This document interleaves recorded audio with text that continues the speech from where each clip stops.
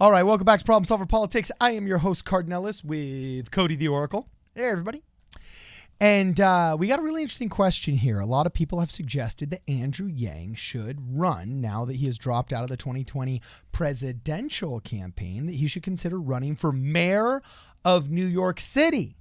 Okay? He himself has said, I'm not going away. It doesn't look like Evelyn's going away, and it doesn't look like the Yang Gang's going away, as one of our viewers said on our last live stream, until the call is heard again. So the question is, what will he do next? And a lot of people have, in my opinion, correctly postulated that perhaps a run for mayor of New York City may not be a bad idea. A, because historically, it's been a stepping stone to the presidency, not so much in modernity as much as in the 1800s and the 1900s and so on and so forth. But, I mean, he'd be better at it than Bloomberg and de Blasio post mayorship or mayoral or whatever the term is.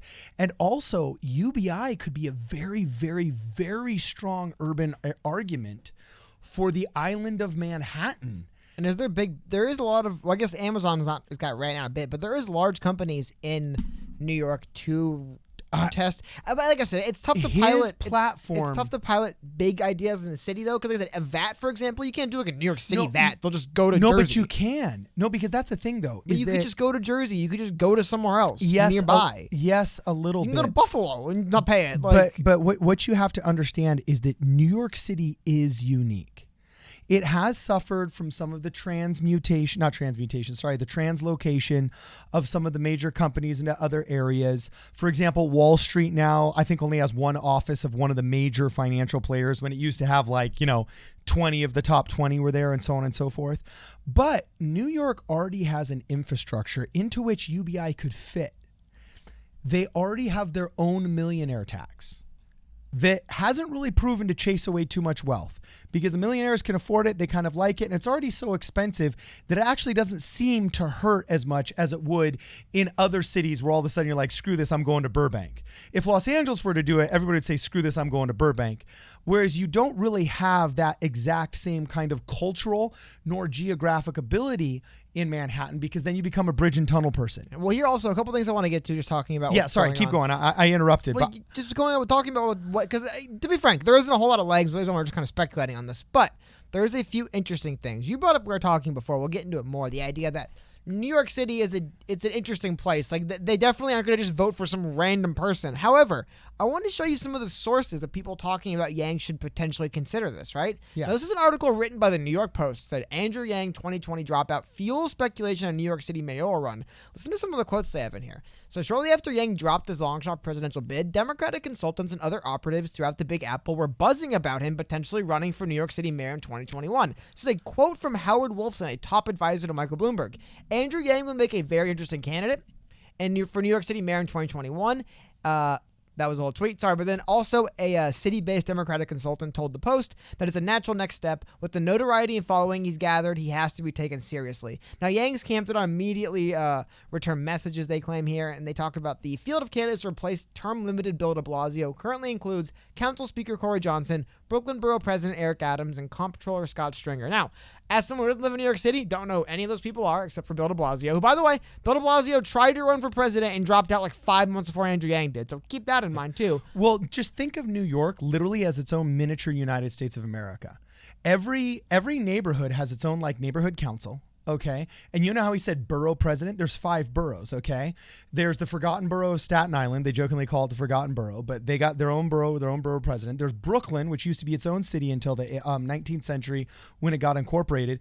Then in the island of Manhattan, you know what I'm saying? You got Manhattan itself. Then you've got Queens. All right. And then you got the Bronx. Okay. So each one of these boroughs is literally kind of like its own state. And there is kind of like this federalism that exists within the city of New York. And since they do have their own kind of already existing millionaire tax, back when I lived in New York for 2 years, 2009 and 2010, I was in New York City, right? And here's why I think it could work, and here's why I'm not sure if it could work a mayoral run, okay? I think it could work because his UBI argument, I think, would get him tons of votes. I mean, and it would transform the lives of people living in some of the poorer districts. You know, there's not a single borough in New York that doesn't have a problem with poverty. But also, is New York City not a city that could also maybe use a influx of money? And so, like I said, I don't like looking at UBI as like this handout to poor people. Yeah. It's actually interesting because it hits at all levels. Obviously, it would create extreme but wealth. like I said, but no, Yeah. what about how hard is it to start a small business in New York City? I imagine it's difficult. For rent, but also think about this. Because rent's expensive, people don't have money to spend, right? It could, but think about this. All of a sudden, there's an incentive to be in New York. And now companies are thinking, well, gosh, if I have a startup, would I rather have a startup with employees that are already getting $1,000 a month from the government? You know what I'm saying? And so maybe if they start out the first 3 months part-time with me, it's not going to kill them. And I don't feel like this jerk of a land, not only would there be more money to spend, but there'd be more incentive to go there, both in order to innovate, be an entrepreneur, and just to be a citizen. Okay. Plus they kind of have a revenue stream similar to the VAT that they could already tap into. I don't think they could get $1,000 a month per person, but I think they could easily, without AOC chasing away the Amazon.com fulfillment center.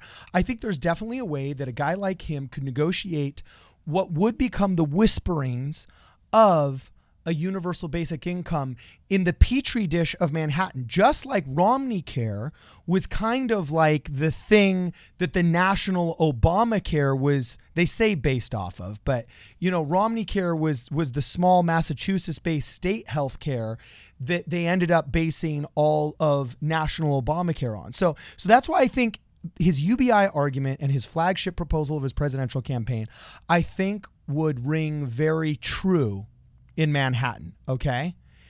What I think might be a little bit difficult for him is you don't understand New Yorkers, man. New Yorkers want New Yorkers to govern New York. And New Yorkers think, why would you live in any other city? Like they literally know that we are the shining precipice on a hill and everybody else is just a pauper who doesn't have the stones to live with us. How about this? City and State does report that Andrew Yang, as of 2019, was registered in the west side of Manhattan and actually did vote in the general. And he's from New York. He's not a total outsider. But he's not a total outsider, which I think would give him a foot in the door. But what you have to realize is also there's a saying in Manhattan that you're not a true New Yorker unless you've lived here 10 years. Like they're so used to people to come there because, I got school. I got an internship. I got an entry-level job here. But then I'm going to go back to the office in Milwaukee. There kind of is amongst New Yorkers this idea that unless you've been there for 10 years, you're not really one of us. Like you're one of us because you got an address here, but you're not really. And so I'm not saying that's a non-starter. Okay. But that's the only really thing that I see could be potentially working against him because he's not known as being from Manhattan. He's known as being from Schenectady. Okay, but I agree. And there's one last thing I want to touch on here. Actually, two things I want to bring up, and it's the idea that these seeds have gone back. Not these seeds, but this is an interview from last March 2019, with this same publication, City and State, where Andrew Yang said, quote, "To the extent that New York City and New York State can take the lead in some of these issues being UBI, I think it would make a lot of sense. This is the biggest market in the country, so whatever guidelines and rules and regulations are put forward here would have a national impact." And also, one more thing, when the New York Times came out with their, very large, important endorsement for both Amy Klobuchar. How funny is it at the time?